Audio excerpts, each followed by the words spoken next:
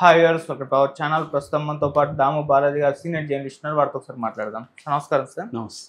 Sir, రాయదుర్గ్లో ఒక software employee Devika అనే ఒక మహిళ సూసైడ్ చేసుకొని చనిపోయింది సార్. ఇప్పుడు ఇది సెన్సేషన్ క్రియేట్ చేసింది. అసలు ఏం జరిగింది ఈ ఇష్యూలో? అమ్మాయి ఎందుకు సూసైడ్ చేసుకుంది? మరి పేరెంట్స్ ఏం చెప్తున్నారు? మరి దీనిపైన మీ ఒపీనియన్స్? నిన్న దేవిక అనే అమ్మాయి ప్రశాంతి హిల్స్లో తన అపార్ట్మెంట్లో ఊరేసుకొని చనిపోయింది. ఇది సంచలనంగా మారింది. ఎందుకంటే వాళ్ళ తల్లి నా అల్లుడే కొరికి చంపేశాడు ఆమెను, ఘాట్లు పడ్డాయి ముఖం అంతా. దాంతో ఆ పళ్ళల్లో విషం వల్లనే ఆమె చనిపోయిందని ఆరోపిస్తుంది. సో ఏం జరిగింది అనేది చూసినప్పుడు దేవిక అనే అమ్మాయి వికారాబాద్ వాళ్ళది. ఆ వికారాబాద్కి సంబంధించి తోర్మామిడి అనే విలేజ్లో ఉంటారు. వాళ్ళ అమ్మ రామలక్ష్మి, నాన్న ఉండట్లేదు. సో ఈ అమ్మాయి ఎంబీఏ చేసింది. దాని తర్వాత కొంత సాఫ్ట్వేర్ ప్రోగ్రామ్స్ అవి నేర్చుకొని సాఫ్ట్వేర్ మాదాపూర్లో సాఫ్ట్వేర్ కంపెనీలో పనిచేస్తుంది.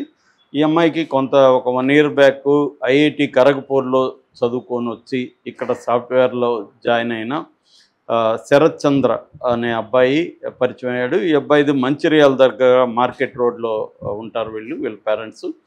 సో వీళ్ళిద్దరు లవ్ చేసుకున్నారు. లవ్ చేసుకున్నాక ఇరువైపులా ఇళ్లలో చెప్పారు. వాళ్ళు కూడా ఇద్దరితో మాట్లాడిన తర్వాత ఇరువైపులు ఒప్పుకున్నారు. ఒప్పుకున్న తర్వాత కూడా వీళ్ళు కొంత బాగా చేసుకుందాం పెళ్ళి అని చెప్పి డెస్టినేషన్ వెడ్డింగ్ ప్లాన్ చేసుకున్నారు. డెస్టినేషన్ వెడ్డింగ్ గోవాలో ఆగస్టు 23వ తేదీ లాస్ట్ ఇయర్ గోవాలో పెళ్లి చేసుకున్నారు. అంటే జస్ట్ 6 నెలలు అయింది పెళ్ళి అయ్యి. పెళ్ళైనాక ఇద్దరు కలిసి మాదాపూర్లో ఉన్న కంపెనీలతో పనిచేస్తూ రాయదుర్గం దగ్గర ప్రశాంతి హిల్స్లో ఒక అపార్ట్మెంట్లో కొత్తగా కాపురం పెట్టారు. అయితే కాపురం పెట్టిన కొంతకాలానికి ఈ అబ్బాయికి ఈ అమ్మాయికి మధ్య మనస్పర్ధలు అనేవి మొదలైనట్టుగా ముఖ్యంగా ఈ అమ్మాయి వాళ్ళ తల్లి రామలక్ష్మి చెప్తుంది. దానికి ఆమె చెప్తున్న కారణాలు ఏంటంటే, మేము కట్నం 5 లక్షలు డబ్బులు ఇచ్చాము, దాని తర్వాత 70 తులాలు బంగారు కూడా పెట్టాము, కానీ ఇంకా కట్నం సరిపోలేదు. నేను ఐఐటిలో చదువుకున్నాను, పెద్ద జాబ్ చేస్తున్నాను, నాకు ఇంకా ఎక్కువ కట్నం వచ్చేది వేరే దగ్గర చేసుకుంటే. లవ్ పేరుతో నువ్వు నన్ను మాయ చేసి నన్ను పెళ్లి చేసుకున్నావు అని ఈ అమ్మాయిని అతను నిరంతరం వేధించేవాడని, అప్పుడప్పుడు ఆమె తనకు ఫోన్ చేసి చెప్పేది, తను ధైర్యం చెప్పేదాన్ని అని కూడా ఆమె తల్లి వాపోతుంది. మొన్న సండే, ఇది వచ్చి మండే జరిగింది. సండే కూడా ఆమె దేవిక తల్లికి ఫోన్ చేసింది. ఎలా ఉన్నావు మమ్మీ, తిన్నావా, ఆరోగ్యం ఎలా ఉందంటే, నాకు కొంచెం ఆరోగ్యం నలతగా ఉంది, వస్తావా నువ్వు అని అడిగితే, ఈరోజు రాను, రేపు మండే వస్తాను, నిన్ను హాస్పిటల్లో చూపిస్తాను అని కూడా చెప్పింది. అప్పుడు కూడా ధైర్యంగా బాగుండింది, మాట్లాడింది. ఏ రకమైన డౌట్ఫుల్గా కూడా లేదు నాకు. కానీ సడన్గా చనిపోయిందంటే మాత్రం నేను నమ్మలేకుండా ఉన్నాను. ఇతనే చంపేశాడు తప్ప ఆమె చనిపోలేదనేది తల్లి చెప్తుంది. ఇతని వెర్షను పోలీసులు ఇప్పటివరకు మనకి మీడియాకి చెప్తున్న వెర్షన్ ఏంటంటే, ఈ అబ్బాయికి అమ్మాయికి మధ్య మామూలు భార్యాభర్తల మధ్య ఉన్న గొడవలు, కెరీరు, ఫైనాన్షియల్ ప్రాబ్లమ్స్ ఇలాంటివి ఉన్నాయి. అయితే ఆ రోజు ఏమైందంటే, సండే ఇంట్లో ఉన్నారు ఇద్దరు. టీవీ ఏ ఛానల్ చూడాలి అనే దగ్గర ఇద్దరి మధ్య గొడవలు వచ్చాయి. రిమోట్ నాకు కావాలని కొట్టుకున్నారు. దాంతో ఇతనికి ఒళ్ళు మండి రిమోట్ ఇసిరి కొట్టి అతను బయటికి వెళ్ళిపోయాడు. ఈ అమ్మాయి అతన్ని కాసేపు తర్వాత అతనికి ఫోన్ చేసింది. అలాగా 17 సార్లు ఫోన్ చేస్తే అతను తీయలేదు. దాంతో ఈ అమ్మాయి లోపలికి వెళ్ళి గడి పెట్టుకునింది. అయితే ఇతను నైట్ 12 గంటలకి ఎక్కడ కూడా తిరిగి వచ్చాడు. వస్తే లోపల గడి పెట్టుకొని ఉంది రూమ్లో. సరే ఇతను లోపల పడుకుందేమో, 12 అయింది కదా, పడుకుందేమో అనుకొని తనేం పట్టించుకోకుండా ఇతను వెళ్ళి తన పాటికి తన బెడ్రూమ్లో పడుకున్నాడు. సో మార్నింగ్ లేచి అతను రెడీ అయ్యాడు ఆఫీస్కి. అప్పటికి కూడా లేవలేదు. సరే నిద్రపోతుందేమో అనుకొని ఇతను లేపలేదు. 10 వరకు కూడా ఆమె బయటికి రాలేదు. దాంతో డౌట్ వచ్చింది, ఎందుకు ఇంత టైం అయినా కూడా బయటికి రాలేదని. సో తలుపులు తడితే పిలిచాడు, కానీ లోపల నుంచి ఏం సౌండ్ లేదు. దాంతో అతనికి డౌట్ వచ్చి తలుపులు గట్టిగా కొట్టి లోపల చూస్తే అమ్మాయి వేలాడుతోంది ఫ్యాన్కి. సో దాంతో అతను వాళ్ళ అమ్మకి ఫోన్ చేసి చెప్పాడు. అలాగే పోలీసులకు కూడా ఫోన్ చేసి చెప్పాడు. పోలీసులు వచ్చి ఆమెను డెడ్ బాడీని ఉస్మానియా యూనివర్సిటీకి తీసుకెళ్లారు. సో తల్లి కూడా వచ్చింది. తల్లి మాత్రం ఏడుస్తుంది. తల్లి చెప్తున్నది ఏమంటే అతని ముఖంలో అమ్మాయికి ఘాట్లు ఉన్నాయి, అది తను కొరికిన ఘాట్లు అని చెప్తుంది. దీనికి ఇంకా పోస్ట్ మార్టం రిపోర్ట్ అది బయటకు రావాలి. కాజ్ ఆఫ్ డెత్ ఏంటి, ఇప్పటివరకైతే పోలీసులు దీన్ని ఆత్మహత్యగానే వాళ్ళు కేసు నమోదు చేసుకున్నారు. కానీ ఈమె డిమాండ్ మేరకి దాన్ని సస్పెన్స్ డెత్గా మార్చుకోవాలి. మార్చినాక వాళ్ళు తన మీద ప్రాథమిక విచారణ జరిపించాల్సిన అవసరం అయితే ఉంది. అంటే వీళ్ళిద్దరి మధ్య గొడవలు కారణంగా ఇతను ఏమన్నా దాడి చేశాడా, ఇతను చెప్పే వెర్షను, ఎందుకంటే వాళ్ళిద్దరి మధ్య ఏం జరిగిందనేది వాళ్ళిద్దరే చెప్పాలి. ఆ టైంలో చెప్పడానికి అమ్మాయి లేదు, ఇతని వెర్షన్ మాత్రమే ఉంది. సో ఒకవేళ అతనే చంపుంటే అతను ఎందుకు చెప్తాడు, నిజం చెప్పడు కదా. సో అందువల్ల ఈమె అయితే తల్లి అయితే ఆరోపిస్తుంది కట్నం సంబంధించిన గొడవలు ఉన్నాయి. కట్నంకి సంబంధించిన గొడవలు ఉన్నప్పుడు అతనే చంపుండే ఆస్కారం ఉంది. లేదు తాత్కాలిక ఆవేశంలో కూడా ఈ మధ్య చాలా చూస్తున్నాం. తాత్కాలిక ఆవేశంలో భార్యలను కొట్టేయడం, గట్టిగా వాళ్ళు చనిపోవడం, దాంతో వీళ్ళు ఏదో ఒక స్టోరీలు మొన్న కూడా మనం చూసాము. సో అలాగే ఏమన్నా చేశాడా అన్న ఇది కూడా వస్తుంది. ఏదేమైనా ఓవరాల్గా అంటే ఈ మధ్యకాలంలో మనం చాలా స్టోరీలు చెప్పుకున్నాం. ప్రేమించి పెళ్లి చేసుకుని కూడా వాళ్ళు ఎక్కువ కాలం ఒక అమికబుల్గా ఒక ఫ్రెండ్స్ లాగా ఉండడం అనేది జరగట్లేదు. సో మామూలుగా అందుకే నేను చాలాసార్లు చెప్తున్నాను, లవ్ అనేది ఒక ఇల్యూజన్. ఆ ఇల్యూజన్లో పడిపోయి మిగతా విషయాల డిస్కషన్ అనేది ఉండట్లేదు. ముఖ్యంగా స్త్రీలు ఎంటర్ అయ్యేటప్పుడు ఏంటంటే